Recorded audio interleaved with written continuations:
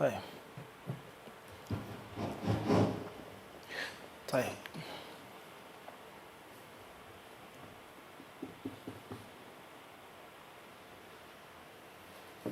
بسم الله الحمد لله والصلاة والسلام على رسول الله وعلى آله وأصحابه أجمعين أما بعد السلام عليكم ورحمة الله تعالى وبركاته.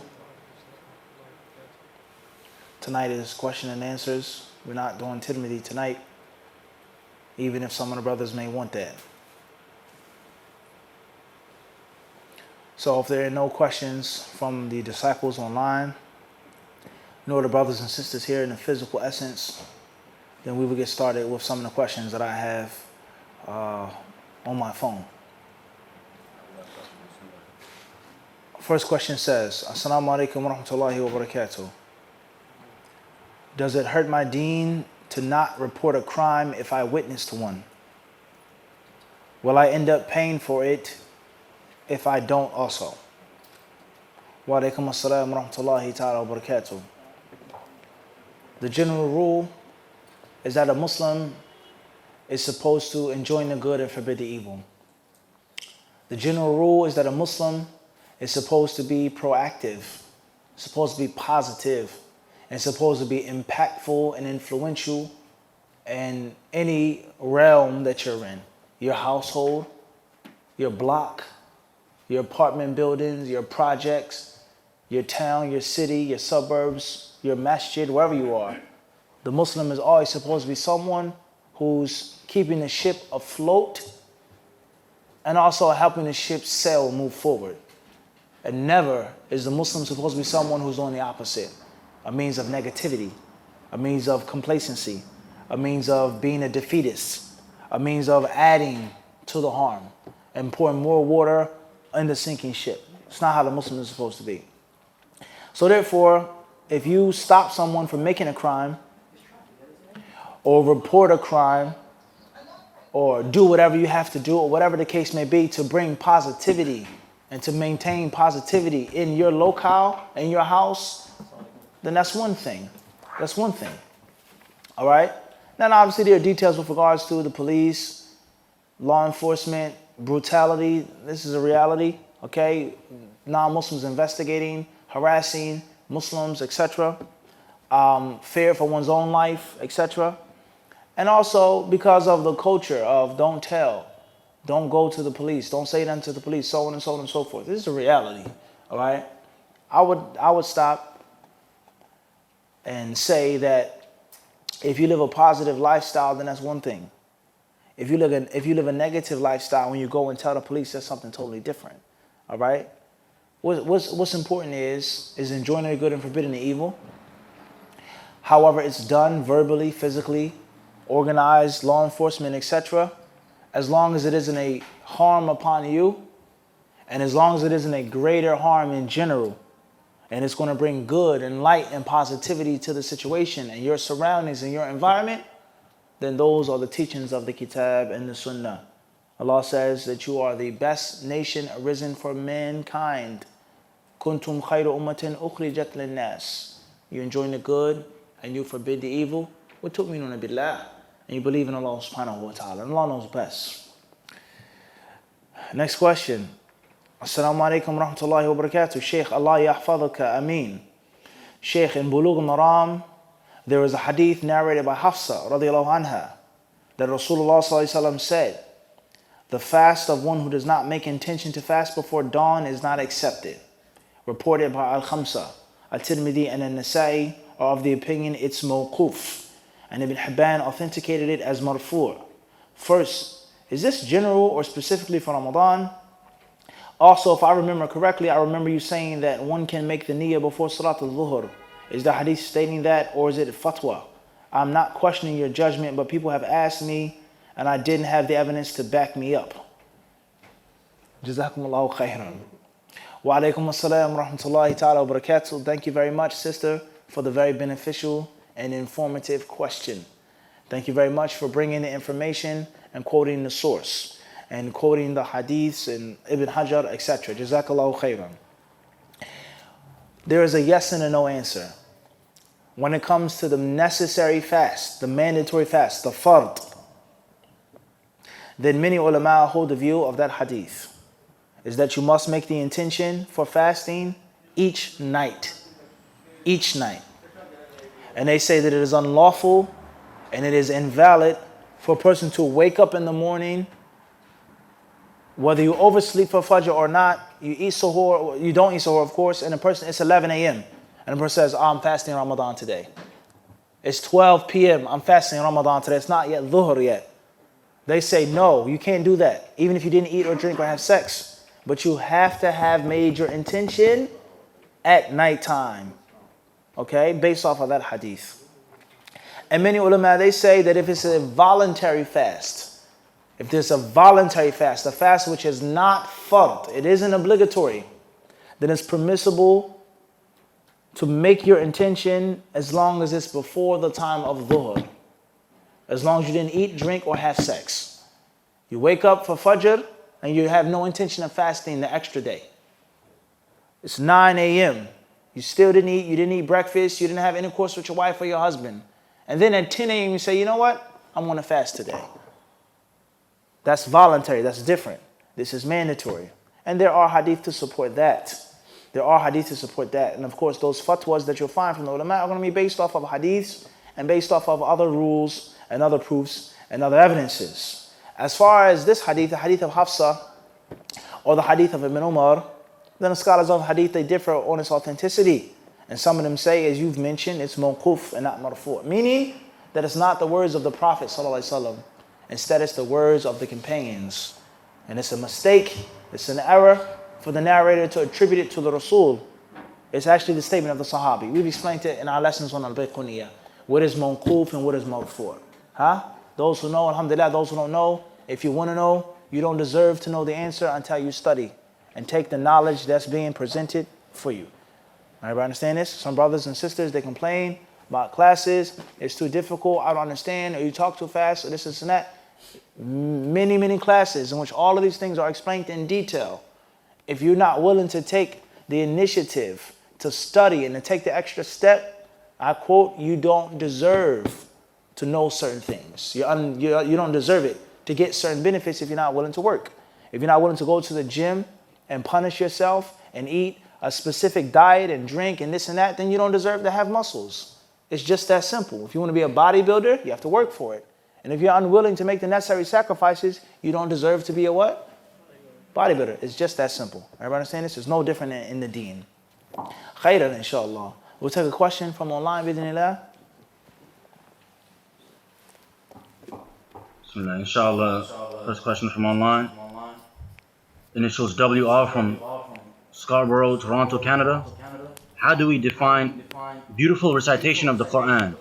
Some people seem to be going into extremes by singing in their recitation. Is this correct? Assalamu alaikum wa rahmatullahi wa barakatuh.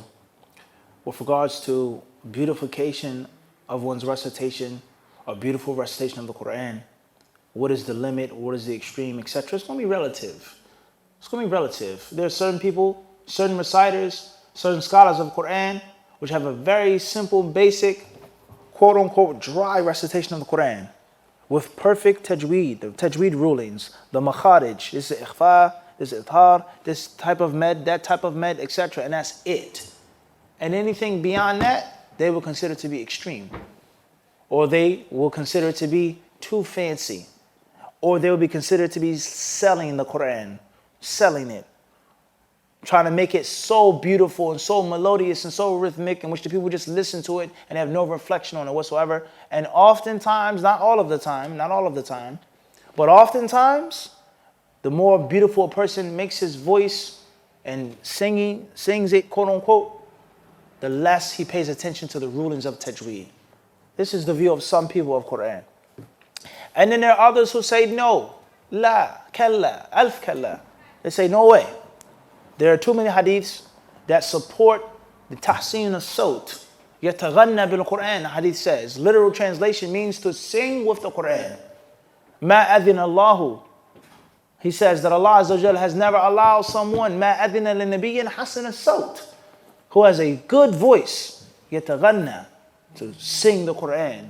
Not meaning singing, but meaning to beautify it, to make it melodious, to make it means of something that's pleasing and attractive to the people. Bi-idhnillahi ta'ala. So it's going to be relative. There is no one rule. As long as the rulings are applied, the makharij, the tajweed, the qira'ah, the science is there, and it isn't something which goes beyond that. This is only supposed to be 6 harakat, 6 syllables, 4 syllables, and the person, he recites it in 8 syllables. That's wrong. Even if it sounds nice and good, now you're singing it. Now that's too much now, because you're going beyond the rules. But if a person keeps within the amount of syllables, and his voice is beautiful and soft and sweet, they say there's nothing wrong with that. Rather, the Quran and the Sunnah prove the exact opposite. So it's going to be relative from time to time, place to place. You may go to Egypt, they may recite a certain way that they don't recite in Saudi. And the people in Saudi have different. They're different. They have difference. You may go to some masjids, which is a Bedouin masjid, or some Bedouin reciters, and their recitation is very simple and it's totally different than that which is commercial, or that which is in this big masjid or that big masjid. So it's going to be relative.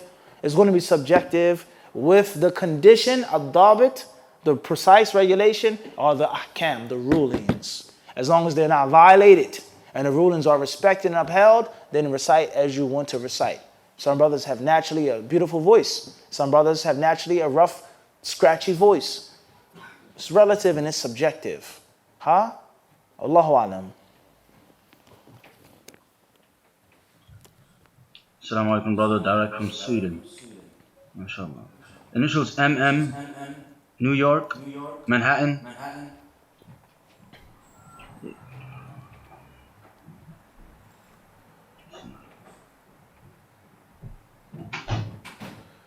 Initials DK from Lawton, VA. If someone made an oath to read a certain ayah 14 million times, and later on they realize this is wrong, do they still need to keep the oath? People with knowledge, they say that if you make an oath to obey Allah, then you must uphold that oath. Keep that oath. Obviously, an oath of such extreme value, 14 million times. Can you even count to 14 million? Can you keep count to 14 million? Will you be alive until you reach 14 million? Along with your other Islamic obligations on a daily basis. The general rule is that you have to keep your oath that you make. The Prophet ﷺ, man nadhar an yuti' Allah falyuti'hu. You have to obey Allah and keep that oath, and if not, then you have to make an expiation of that oath. You have to make an expiation of the oath, which is well known and mentioned in the proper places, with regards to fasting, with regards to feeding, with regards to clothing, and with regards to those who can't do that, fasting 3 days. Wallahu alam. What's important is to be mindful of what you do and what you say and what type of oath you keep. Be mindful of these things. And the best guidance is the guidance of Muhammad. Did Muhammad ever make that oath? Did he ever say, I'm going to read the Quran 14 million times? The best guidance is the guidance of Muhammad sallallahu alaihi wasallam. What he did is more than enough for you to do. And you don't have enough time and 24 hours to implement every single hadith of the Prophet sallallahu alaihi wasallam. All of the recommended acts. Just think about it. Praying at nighttime, the hours that the Prophet prayed at night. Fajr, how long did he recite for Fajr? Duha, Ishraq, visiting the orphans, visiting the sick, following in janazah, visiting the widow, this and that. So many recommended acts that the people don't have enough time to do, let alone to make something extra and to make something a vow, make it mandatory upon yourself of such an extreme value and amount. That's something which is highly, highly ill-advised. And Allah knows best.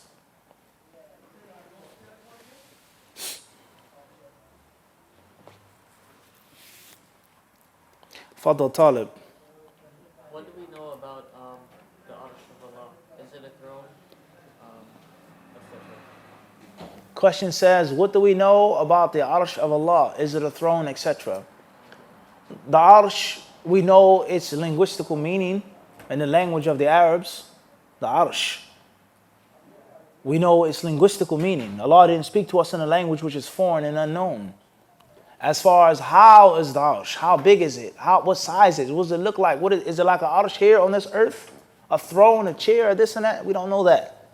And this is based off of the general rule, the majorly important rule, إن الكلام في بعض الصفات كالبعض الآخر يحظو أو يحتذى فيه حذفه. They said speaking about one attribute is no different than speaking about another attribute. Or إن الكلام في الصفات فرع عن الكلام في الذات. يقولون مع أن يعني ما في كلمة الذات ما فيها. كلمة الذات فيها ما فيها. Speaking about Allah's attributes is a branch of speaking about Allah. So, we don't know everything about Allah. The details of Allah's names, His attributes, the specifics. We don't know that. But we know what Alim means, Sami' means, Al-Hayyul Qayyum, Thumma Stawa. We know what that means. وهكذا. And that's the general rule of Allah's Azza wa Jall's names and His attributes. Wallahu a'lam. Online. Fadl. Initials AA from London is Taraweeh, originally 8 rakah, and then Witr. Question says, coming from the UK, is Taraweeh originally 8 raka'at with Witr, etc.? To keep things simple, the most of which you have that is clear and authentic is 13 raka'at. 2 raka'at from Isha, the Sunnah of Isha, 8 raka'at of actual Qiyam, and 3 raka'at of Witr. Wa alaikum salam to Allah, which will make 13. Is it permissible to make more than 13? Or let's just keep it simple, 11, or even simpler, keep it at 8. Is it permissible, impermissible? It's a different discussion. That's a different discussion. But that which is clear and simple and plain from the authentic Sunnah is that the Prophet ﷺ's number was 11. And other narrations say 13, including the 2 rak'ah of Isha. So in actuality, the Prophet's Qiyam was 8 raka'at with 3 witr. Obviously, there are different styles of making witr. As we have explained in our conference last year, there are different styles of making witr. 1 raka'ah, 3 raka'at, 5 raka'at, etc. But I would say if someone asked me personally, how many raka'at should we make at night? Do not make more than 11. The whole night. 11 raka'at. No more than 8, 3 witr. Wallahu ta'ala alam. That's in brief.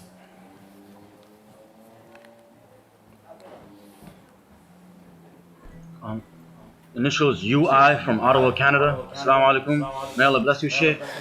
Can you decline an invitation, i.e. iftar from a Muslim, to do something more beneficial? When you're invited, wa alaikum assalam wa rahmatullahi wa barakatuh, jazakallahu khairan.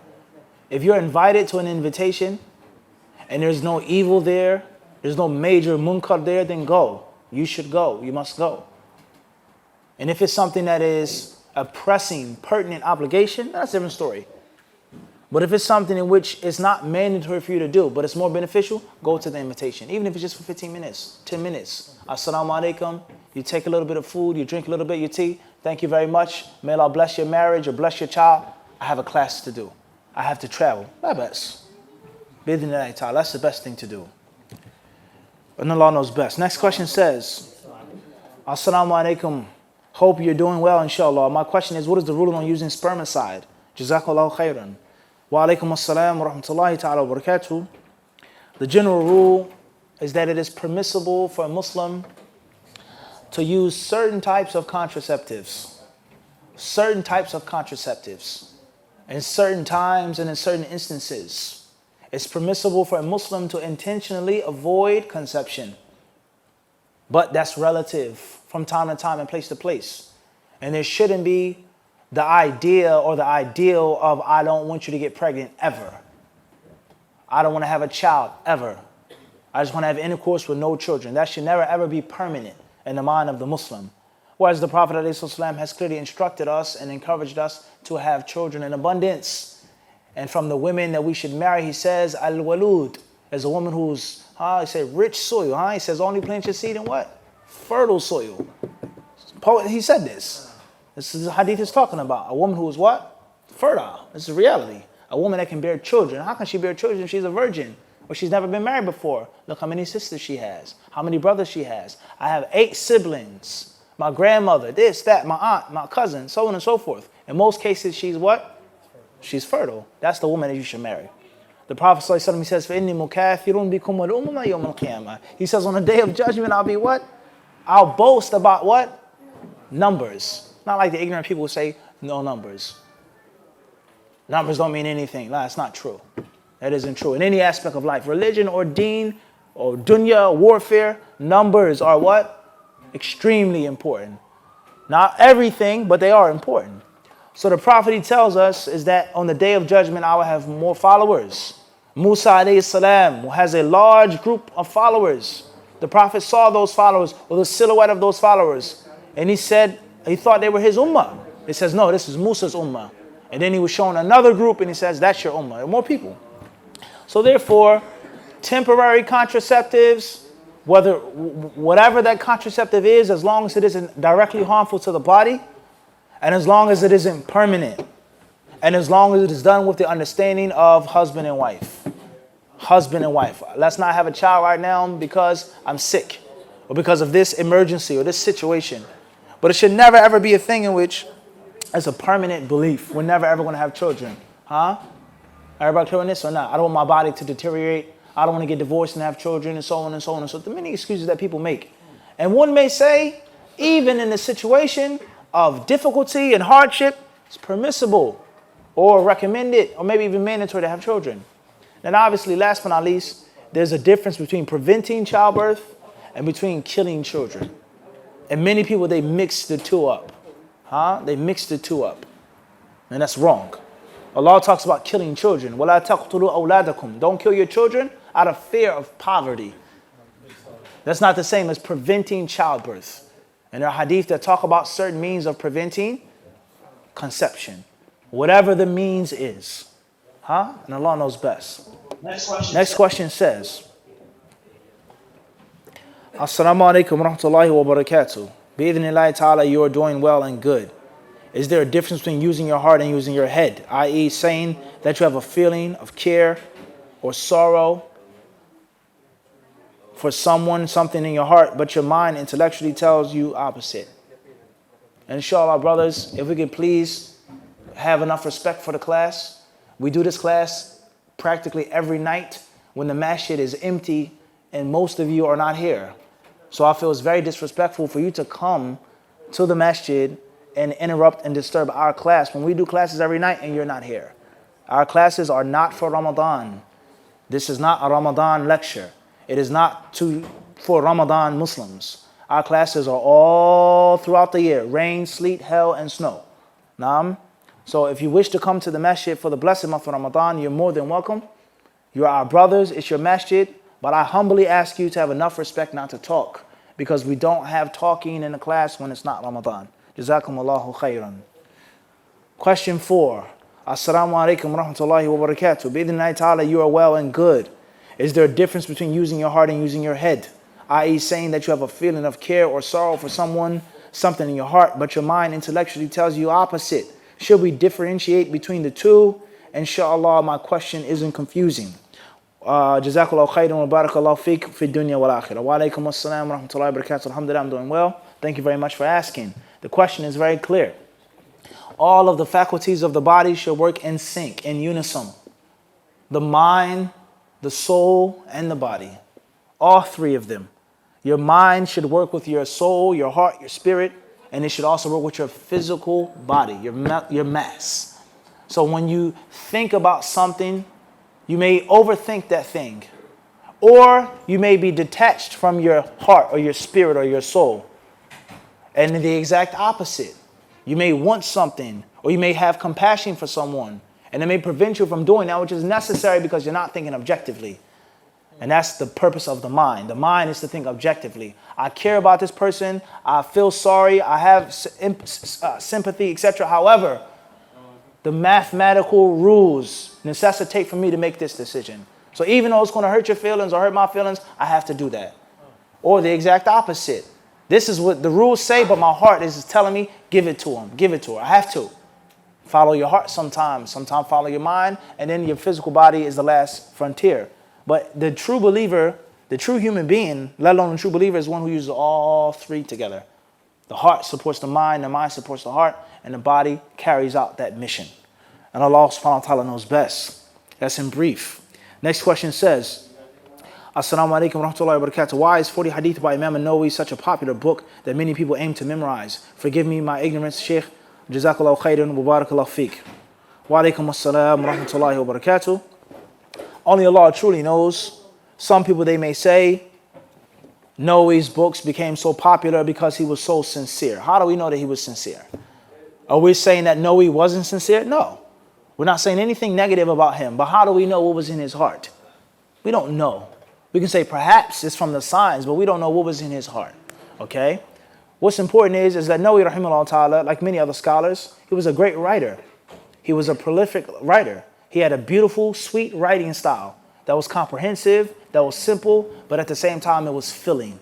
So he wrote many books that became the flagship, the main staple book in the field.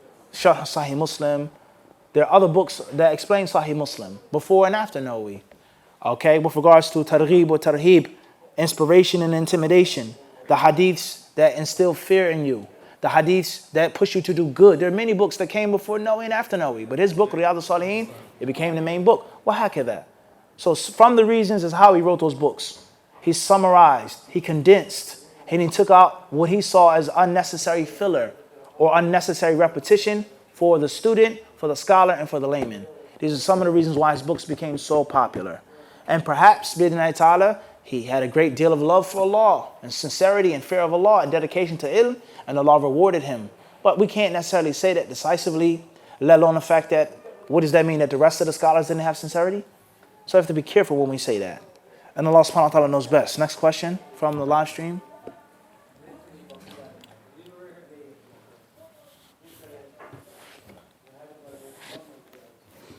Initials OS, USA.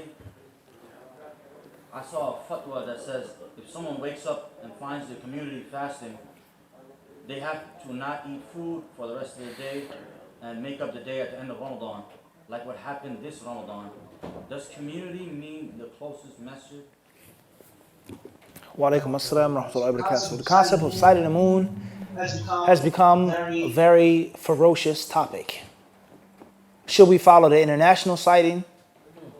Those who say that we follow the international sighting, only the Saudi sighting, or the Middle East, the Gulf countries.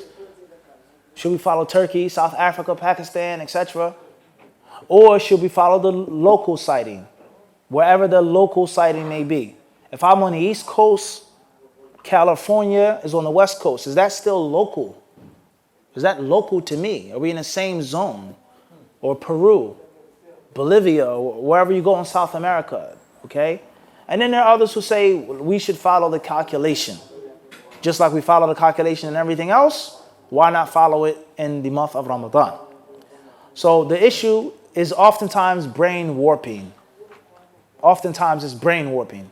It's going to give you a headache if you don't have the necessary principles and the necessary ground rules. So therefore, follow that which makes the most sense to you. Follow that which you feel is closest to the truth, and that which you can understand the easiest way, bi'idhnillahi subhanahu wa ta'ala.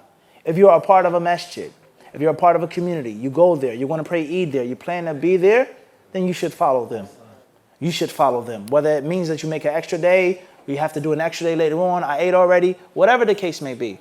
If you're not a part of that community, and you have no plans on praying Eid there and being a part of that community, then that's a different story. Then that's a different story. And Allah subhanahu wa ta'ala surely knows best. Initials Amina from Cologne, Germany. Assalamu alaikum. I currently live in Morocco, and should I stop eating if I hear the adhan, even when it's not actually the time for Fajr because of the dawn? Because of the dawn. If you know for sure that the adhan is incorrect, then it has no use. It's of no meaning. If the adhan is too early, then it's no use. If the adhan is accurate, then you have to follow the adhan. If you're unsure, then follow the adhan. If you know for sure that they're making it 20 minutes before the time, and you have the necessary Islamic knowledge and the necessary knowledge of the world, of astronomy, of this and of that, then follow your yaqeen. If you have doubt, put your trust in the Muslims. And if you don't know, then follow the Muslims. And Allah knows best.